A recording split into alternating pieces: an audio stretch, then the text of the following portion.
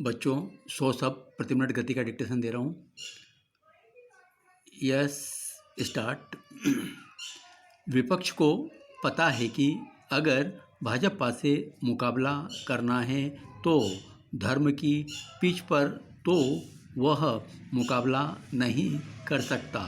विपक्ष के एक सीनियर नेता ने बताया कि भाजपा के लिए हिंदुत्व की राजनीति सहज और अनुकूल है। भाजपा ने 2024 के लिए अभी से तैयारी भी शुरू कर दी है। उनका इशारा पिछले दिनों किए गए इस ऐलान की तरफ था कि 2023 के अंत तक अयोध्या में राम मंदिर के पहले चरण का निर्माण पूरा कर लिया जाएगा। उन्होंने कहा कि ऐसे में भाजपा से मुकाबले की तैयारी अभी से करनी होगी। कमंडल से मंडल की ओर सियासत की दिशा मोड़ने की मंशा उसी का संकेत है। पक्ष का आकलन है कि दक्षिण के राज्यों में अभी भी धर्म की राजनीति उस कदर हावी नहीं है जितनी कि यह बिहार, उत्तर प्रदेश और मध्य प्रदेश जैसे हिंदी पट्टी के राज्यों में है। भाजपा को पिछले 2 लोकसभा चुनावों में बड़ी सफलता नहीं इन्हीं इलाकों में मिलती रही है। विपक्ष का गणित है कि जाति के जाल में उलझाकर इस इलाके में भाजपा को अगर रोका गया तो फिर चुनाव पूरी तरह खुल जाएगा। लेकिन विपक्ष को पता है कि नरेंद्र मोदी की अगुवाई वाली भाजपा को इसमें उलझाना आसान नहीं होगा। ऐसे में विपक्ष की पहली चुनौती भाजपा को सहज स्थिति से निकालकर ऐसी सियासी पिच पर लाना है जो उसके लिए वैसी जानी पहचानी न हो।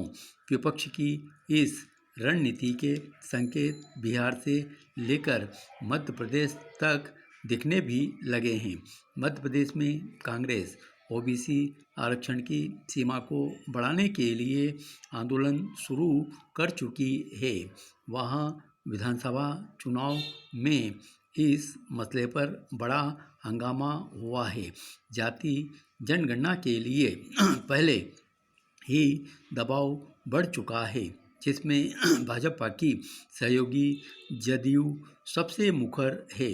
विपक्षी दल खासकर ओबीसी समुदाय को बार बार संदेश दे रहे हैं कि अगर 2 दिनों के अंदर केंद्र सरकार स्वर्ण गरीबों को 10% आरक्षण दे सकती है तो ओबीसी के लिए वह ऐसा क्यों नहीं कर सकती। भाजपा पिछली गलतियों से सीख लेते हुए इस बार कोई सियासी जोखिम नहीं ले रही है। उसे विश्वास है कि वह विपक्ष की पिच पर भी उससे बेहतर खेलेगी और अब वह पहले वाली भाजपा नहीं रही। दरअसल आरक्षण के मसले पर भाजपा पूर्व में सियासी रूप से फंसती रही है। आपको याद होगा कि किस तरह 2015 बिहार विधानसभा चुनाव के दौरान आरक्षण पर आए बयानों ने पार्टी को मुसीबत में फंसा दिया था। लेकिन तब से हालात बहुत बदल गए हैं। अब पार्टी खुद को ओबीसी की सबसे बड़ी हितैषी पार्टी कहने का कोई मौका नहीं चूकती और बताती रहती है कि वह इस समुदाय के लिए कितना कुछ करती है।